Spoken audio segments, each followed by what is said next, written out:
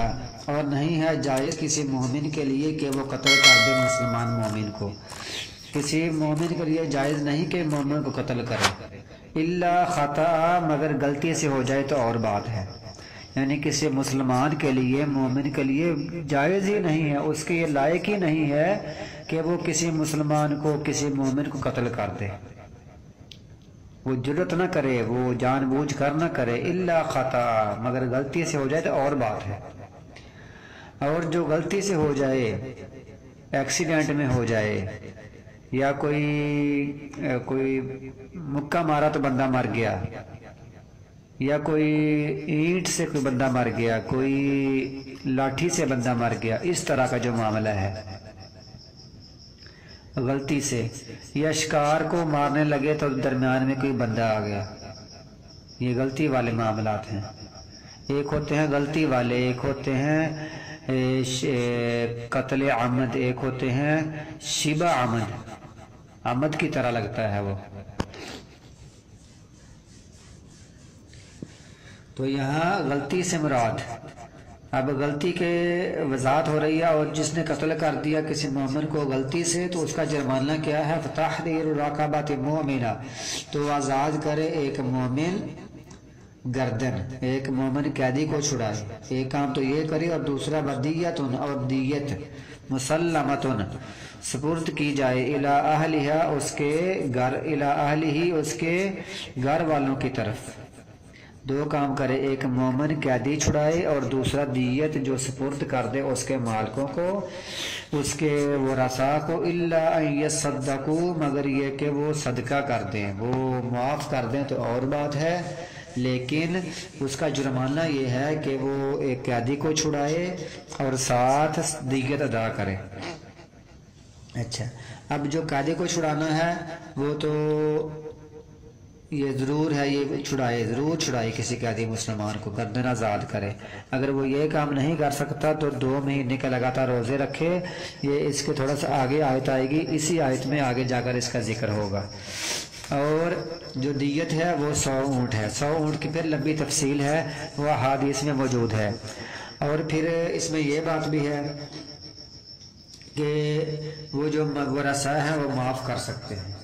ٹھیک ہے، وہ آدھی معاف کر دیں، وہ پوری معاف کر دیں، وہ ہونے کی مرضی ہے. فَإِنْ كَانَ مِنْ قَوْمٍ عَدُوٍّ لَكُمْ، پھر اگر یہ شخص ایسی قوم میں سے جو تمہارا دشمن تھی، اور یہ بندہ مومن ہے مگر یہ دشمن کے علاقے میں رہ رہا ہے، تو پھر کیا کرنا ہے؟ تحریر رقبۃ مؤمنہ، تو پھر ایک قیدی چھڑانا، مسلمان قیدی کو آزاد کرنا ہے، یا مسلمان غلام کو آزاد کرنا ہے. یعنی ظاہر ہے وہ دشمن کے علاقے میں رہتا ہے تو اس کو دیت تو ہم ادا نہیں کر سکتے، تو لہٰذا ایک مسلمان قیدی کو یا کسی غلام کو وہ جو اس کے پاس موجود ہے تو اس کو آزاد کر دے، یا قیمتاً خرید کر اس کو آزاد کر دے. یا آج کل کی صورت میں ہم یہ بھی کہہ سکتے ہیں کہ اگر کوئی بندہ ملزم ہے، وہ مجرم نہیں ملزم ہے، تو الزام اس پر لگا ہے، اس کو آزاد کروا دے. یا کسی جیل میں کسی جرمانے کی صورت میں کوئی بندہ مجرم ہے لیکن جرمانہ ادا نہیں کر سکتا، وہ بیچارہ اس سے یہ سارا مسئلہ بن کیا، کوئی ایسی غلطی ہو چکی ہے، وہ جیل میں ہے، تو اس کی طرف سے قیمت ادا کر کے اس کو آزاد کروا دے. یہ سارے معاملے بن سکتے ہیں اس میں. وَإِنْ كَانَ مِنْ قَوْمٍ، اور اگر وہ ایسے قوم میں سے ہے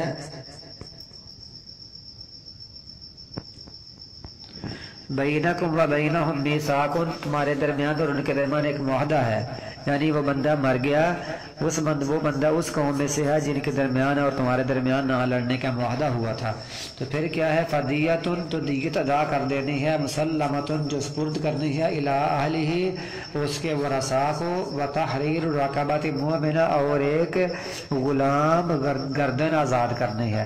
اس سے بعد ہم یہ کہہ سکتے ہیں کہ ایک انڈیا میں رہنے والا ہے، وہ دشمن قوم میں ہے اور وہاں بندہ مسلمان ہے، اور دوسرا بندہ ہمارے ملک پاکستان میں ہی ہے، ہم سے وہ بندہ مر گیا، تیسرا چائنا کا ہے اور وہاں ایک مسلمان بندہ مر گیا.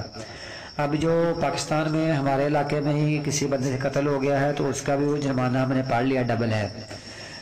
کفارہ بھی ہے اور قیدی کو چھڑانا بھی ہے۔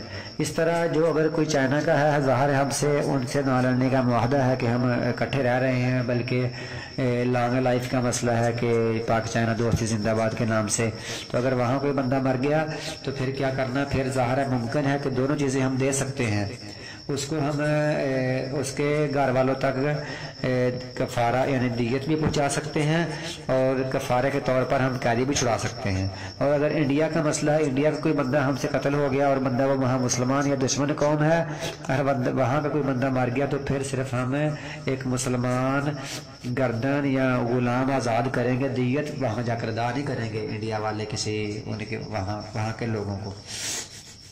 فمن لم یجد، پھر جو نہ پائے، فصیام، تو وہ روزے رکھ لے 2 مہینوں کے لگاتار، توبۃ من اللہ، اللہ کی طرف سے توبہ ہے۔ پھر وہ 2 مہینے کے لگاتار روزے رکھے اس صورت میں جب اس کے پاس قیدی کو چھڑانے کے نہ تو پیسے ہیں، نہ اس کے پاس آزاد کرنے کے لیے کوئی غلام ہے دیت وغیرہ کے، نہ دیت ہے نہ اس کے پاس پیسے ہیں، تو اس صورت میں وہ 2 مہینے کے لگاتار روزے رکھ لے۔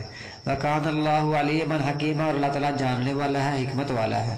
وَمَن يَقْتُلْ مُؤْمِنًا مُتَعَمِّدًا، اور جو قتل کرے گا مومن کو جان بوجھ کر بالکل وہ صحیح طرح اسپیشلی تیار ہو کر وہ جا رہا ہے کہ میں نے کچھ مسلمان کو مارنا، اللہ فرماتا ہے اس کی جزا جہنم ہے، وہ اس میں ہمیشہ ہمیشہ رہنے والا ہے، اللہ کا غضب ہے اس پر اور اس نے لعنت کی ہے اس پر، وَأَعَدَّ لَهُ، اور تیار کیا اس کے لیے بہت بڑا عذاب۔